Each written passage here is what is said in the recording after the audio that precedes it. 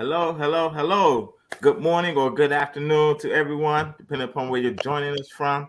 It's your man, Stan the Man Martin, joining you this morning or this afternoon, from Reach Buffalo. I'm happy to be here. Hopefully, you all had a great weekend and, all is well with you all. Looking forward to another exciting Reach Talk show with you on today. But I also want to introduce my friend and colleague and co-host who needs no introduction, the extraordinaire debonair Ebony. Why don't you go ahead and say hello and introduce yourself, please? Hello to everyone. I'm excited about our guest today, but as always, I'm just really excited to be with our Reach Talk listeners. And I want to encourage our Reach Talk listeners to share this information, share our platform with any of your friends and family so we can continue to grow and increase our reach, of course. Exactly. And for some of you who might not be familiar with Reach actually, stands for Racial and Ethnic Approaches Towards Community Health. And if you haven't seen our logo, please definitely, check us out on Facebook at Reach Buffalo. And one of the things I love about the logo, Ebony, I like to share with folks, it has that open hand that that open hand that That's we're it. not.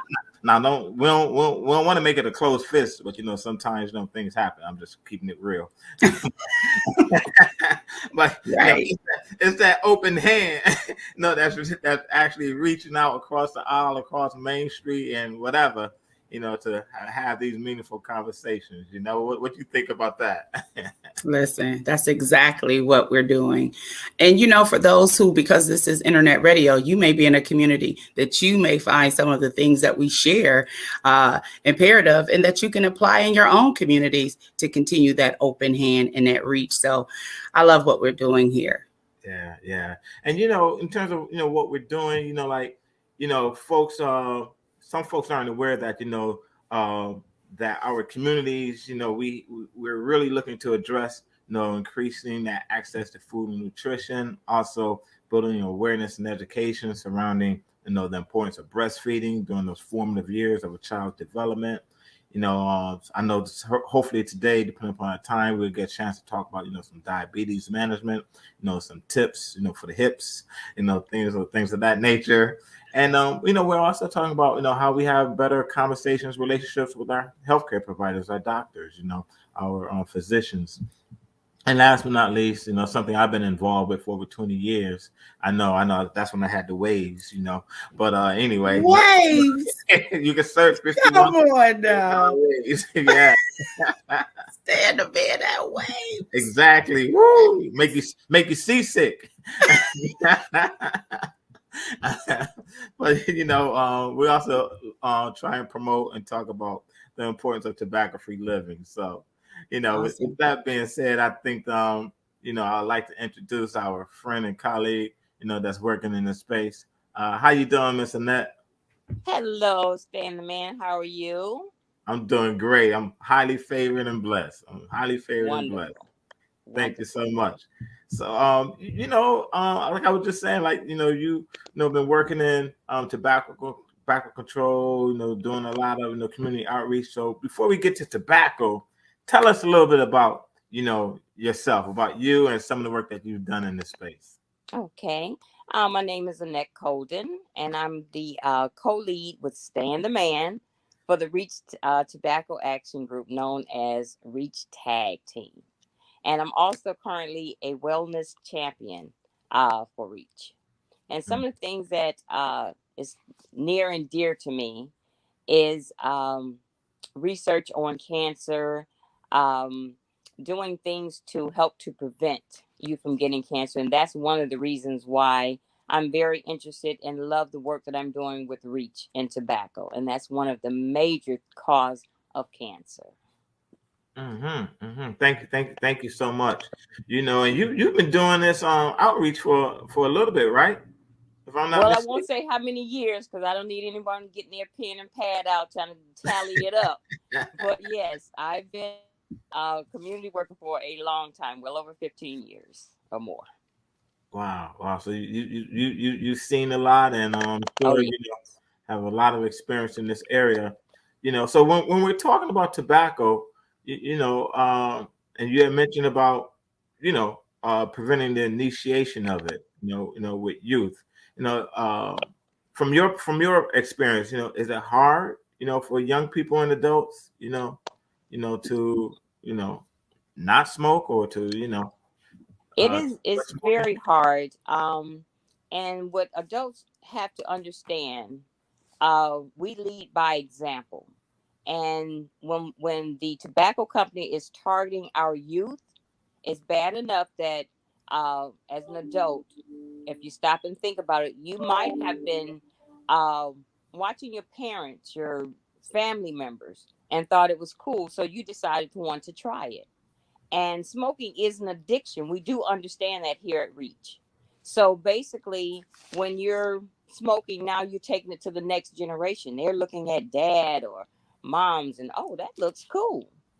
And Right. without even realizing it, we are influencing our youth, while at the same time, the tobacco company is making money because they're targeting. So if everyone is targeting our youth, of course, they're going to make want to jump on that bandwagon. So what we're doing out here with Reach, it's a tough job. Somebody got to do it, and we love doing it. All right. All right. Awesome.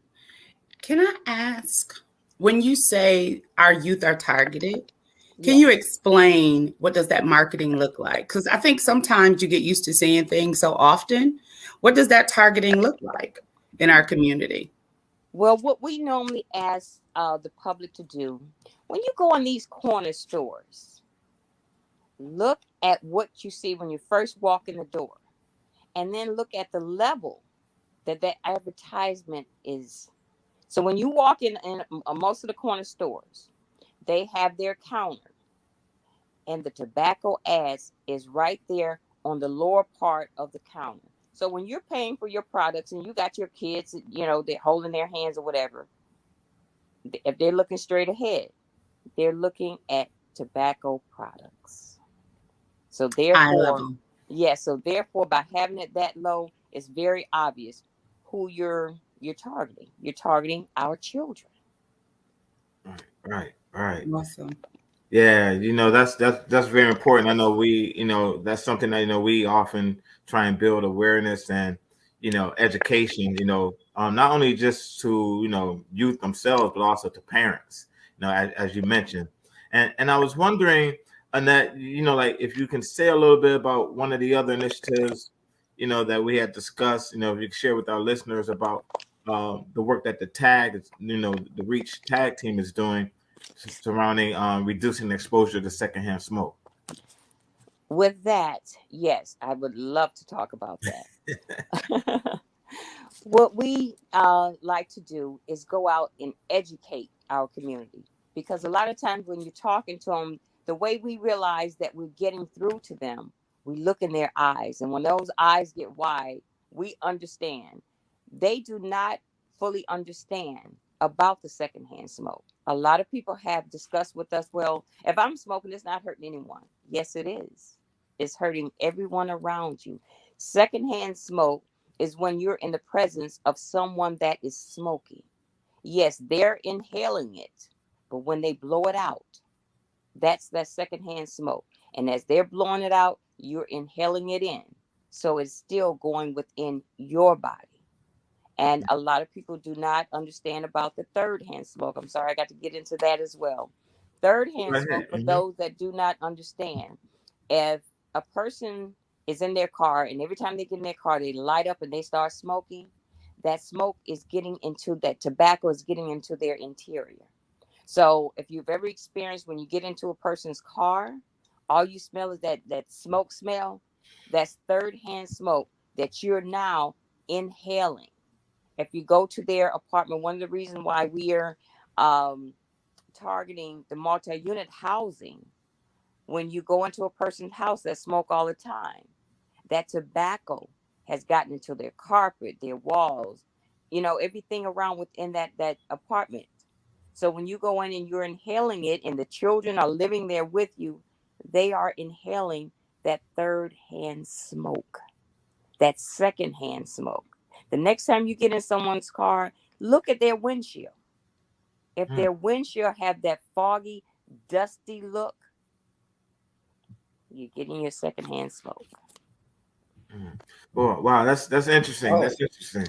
Go ahead, Ebony. No, I was saying, I had only got fire in regards to knowledge about secondhand, but the fact that you hear that it's a third hand, then you're like, wait a minute, you just thought they just had a smoky interior. You just knew that there was a smoker there, but really finding out what the effects of those hands and how that continues to perpetuate and create negative impacts on the family at large. So it's just not one person who's impacted by that smoking, but actually seeing it in 3 tiers of how everyone is impacted by that smoking. That's phenomenal. I hope everybody has their notebook and they are writing down these things so you can have a conversation and you can revisit this show and let someone else garner in this knowledge too.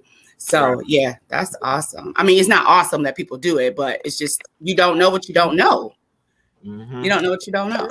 Right. And, I was thinking about, as Annette was talking, a lot of people today, they're smoking outside, smoking outside the home, but still some people, smoke inside the home, as she mentioned. But when you, as a parent, you say, well, yeah, I'm doing the right thing or what have you, and trying to protect, my family and others, my loved ones. So I'm going to smoke outside, but they might not have the information that smoke, is still on their clothes or on their body. And then, if they're in a situation where they have an infant, and they come back when they come back into the home and they, playing with their child, their baby, and they hold them close and, things of that nature, that smoke, those toxins, those poisons, those chemicals are still on their clothing. Mm-hmm. So when, and Annette is talking about that, that third hand, that tertiary smoke or what have you, not knowingly, that can be, passed on, as well. So you're right. A lot of people do need to hear that because, people don't know. Like I say, they don't know what they don't know. But Annette, what has been like, you've been working with property managers, I would imagine, and residents. What has been their, what has been the climate like with them? What's the flavor? Have they been receptive, resistant? Yeah, I've done some research that says most property managers and residents are supportive of it, but in reality, what has been your experience? Well, with my experience, we have both. We have some pushback, and then we have the people that greet us with open arms. So therefore, with that, we have to meet them where they are. So I can be in a room of people, excuse me, and you have the ones that are all for it. Then you have the ones that are saying no, no, no, no, no, and they start asking questions. We love it when they come at us with a question so that we can educate them. What they're not realizing while they're pushing back, they're about to get that knowledge that they need to make a conscious decision.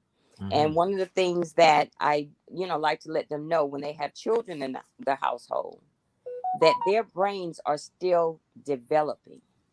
Okay. They're not full grown. Their brains are still developing. So it could have a long-term impact on their health. And according to the Free Kids Report for 2021, tobacco products are claiming 45,000 Black young lives every year. So therefore, the ones that are receptive to it, and yes, we want to learn more about it. What we normally do, we set up a cafe in a multi-unit housing so we can come and educate everyone, and we also, we have them doing surveys. And what the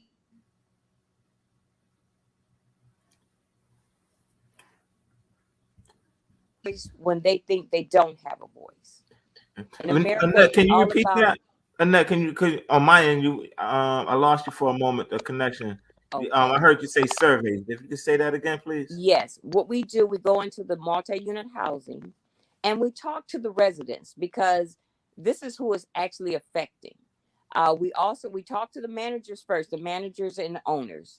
We let them know about the advantages of having a smoke-free policy on their property. We let them know the pros and the cons. Then we go in And we talk to the residents because they're the ones that this is affecting.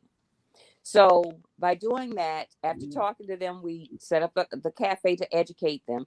Then we have them to do the surveys. The surveys, what that's all about is for the ones that think they don't have a voice, these surveys will be their voice, because now we have something on paper to show the public officials and CDC, this is what the people feel. This is what they think. You know, they want smoke-free environments. The ones that smoke say, "Oh, I'm willing to go outside." Then we'll, we can have the owner of the building maybe have a designated area that they can go and smoke. But reach don't stop there. We go back and we talk to those smokers to let them know we're here to help. When you're tired of it, you don't want to smoke no more. You don't want to put your children, your family members in danger for what you're doing. We're here to help. We're here to send you to different places that can provide you with the gum, the patches, whatever you need. And we understand it is an addiction. So we know you're not going to stop overnight. We know you're not going to stop maybe the first, second, maybe even the third try. But as long as you are willing, Reach is there to help you. Mm-hmm. All right. Drop the mic. Woo!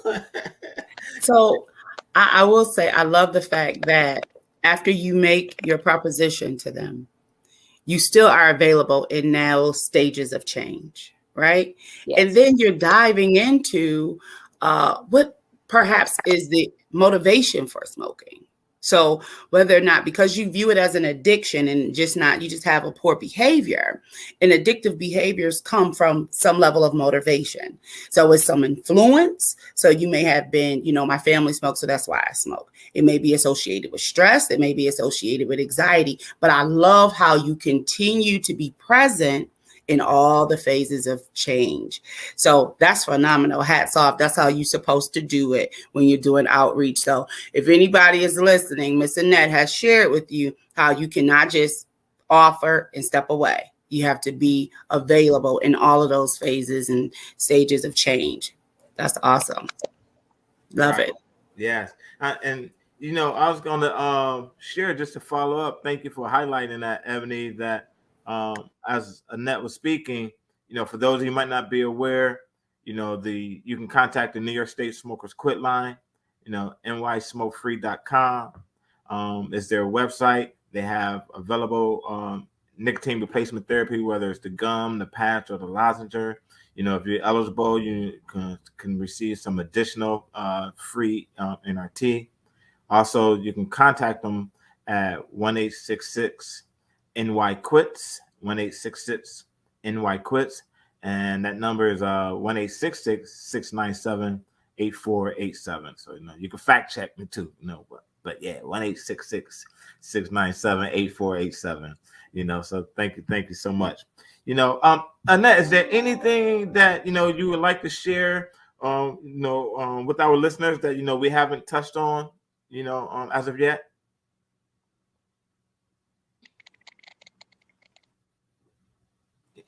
I'm sorry, my mic was I couldn't get my mic on mute. We can hear you. Yes, you will see us out in the community. You will. A lot of people before were saying, "Oh, that's a nice logo. What is it all about?" You will see us out there, and we're more than happy to tell you what Reach is about, what we can do for you. Actually, I have a little quick story that I need to share.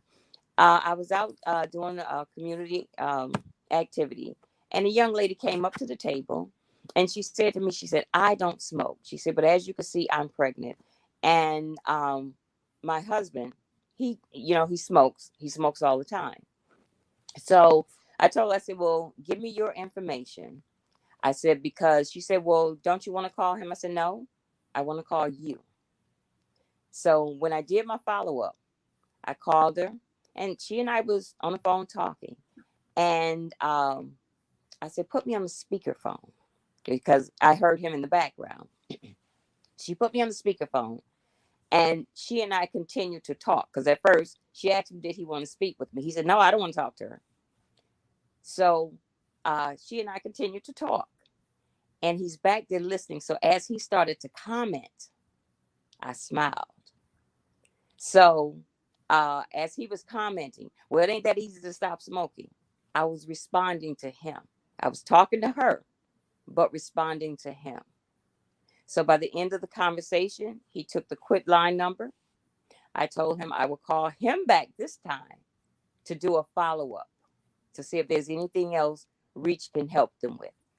So in order for us to extend that hand and reach, it doesn't just go forward. It goes around and about.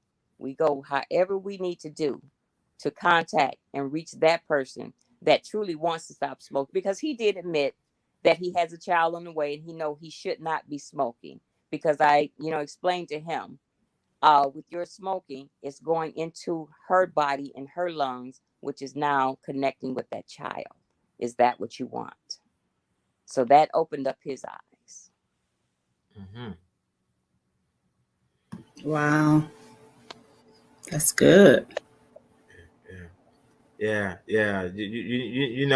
That's very powerful, because Ebony had mentioned something earlier about everyone has a different motivation for quitting.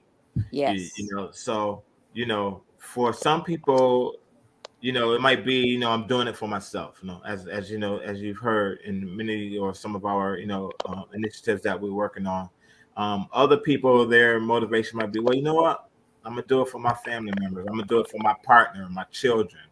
I'm going to do it, for, my loved ones, and then sometimes, it takes people to receive, that information from their physician and say, well, you know what? If you don't stop smoking, Mm-hmm. this is what you can expect, and we all have a shelf life, however, are we doing things to prolong it, or are we doing things to, shorten it, so yeah, so, but like you said, meeting folks, meeting them, where they're at, in a non-judgmental place is so important, in terms of keeping the conversation open, keeping the door open, maybe even the window, so that when they're ready, to receive it, then to act upon it, we can share some information with them in terms of where to go for assistance, because it does take, for some people, not everyone can quit cold turkey. Some people can, and that's great and been successful. But some people, it could take up to 7 or 9 or more times before they do it successfully. The important thing, though, that they keep trying. The important thing is that we don't judge them, that we continue to meet them, where they're at, and and don't allow people to get discouraged, but to be encouraged. So that's what, I just wanted to share, what you reminded me of. Ebony, for you, any thoughts, comments, questions, for Annette or even myself? You know what? I just love the fact that she went in the door that she could get in, right? And that takes skill. And you learn how to get in, as you shared, like going in through the window. But in that family of 2.5 with the baby expecting, that's a multiple opportunity for reach. So here we have the expecting mom presenting herself at the table with a group of folks from Reach, the tag team, discussing tobacco. But Reach represents all of those avenues to meet the need of that particular family. So I think, I love the fact that we're not bottlenecked in one space. So you can come to this table. So in my space, I'm COVID and flu and clinical linkages, but I also come with tobacco cessation. So when you see any of us out in the community doing outreach, please know that we may be able to meet any of those needs in regards to education, dissemination of information, or linking you to the appropriate parties for those services. So I'm so glad that we all are cross-pollinated, right? That we know how to say, hey, I may not have a trap, but this person on my team does. So that's good. That's excellent. I love that. Yes, great. Well, thank you, so much, Ebony, and thank you, Annette, as well. As you all heard, that Reach, we're cross pollinated. I love it. I love it. Yeah. So many areas. And Ebony, she's real modest. She does a great job in terms of education, providing information on diabetes management as well. We're going to come back and talk about that on another show. And also, I just want to let you all know that Reach is a proud sponsor of the Health Expo. That's happening next month, October 15th and 16th.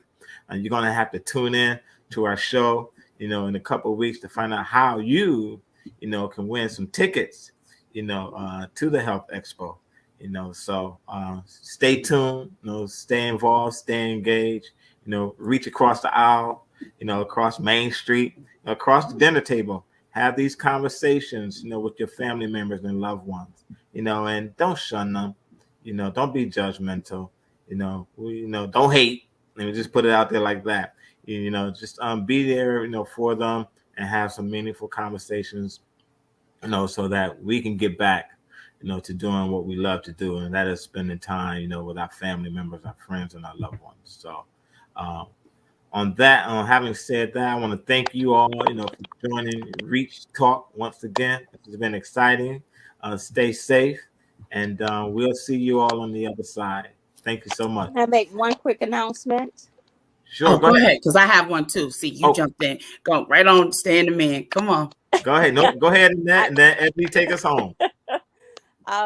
I did want to extend invitation to all. I'm having our first, for We Are As One, we're having our first Saluting the Soldiers of Breast Cancer. So if you know anyone that has breast cancer, that is a survivor of breast cancer, we're giving a free event on October 2nd at the McCoy Center, 653 Clinton Street. We're going to have guest speakers. We're going to have a huge, wonderful Chinese auction, a sit-down dinner, dancing, door prizes. We would love to have you there.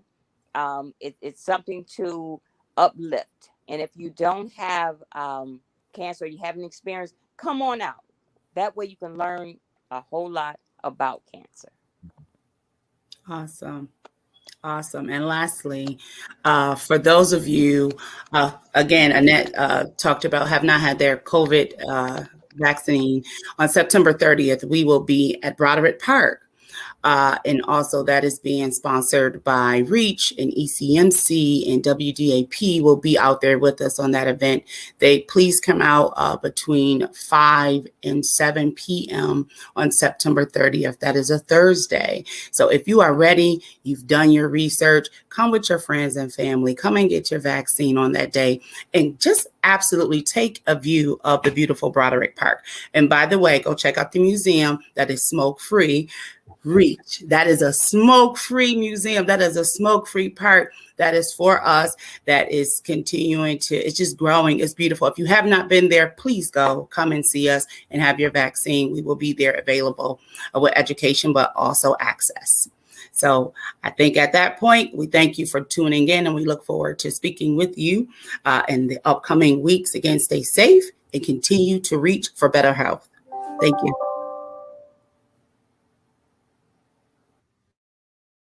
Reach Buffalo, promoting a healthy community. Reach, racial and ethnic approaches to community health locally in Buffalo to reduce racial and ethnic health disparities and rates of chronic disease. We want to make a change by reducing exposure to tobacco in housing and work areas, by increasing access to nutritious foods, by creating a breastfeeding community, by increasing referrals to primary care and community health providers, and by implementing community work groups. Reach Buffalo will concentrate on Ferry Street itself, as well as a community that resides within 4 blocks to the north and south of the corridor in 5 zip code areas: 14208, 14209, 14211, 14213, and 14215 in Buffalo, New York, with disparities in rates of chronic disease. Get involved. Ferry area residents will have an opportunity to have a platform to voice their opinions, organize, and make decisions in these efforts. For more information, you can contact Ebony M. White, Community Outreach Coordinator, at 716-268-2954.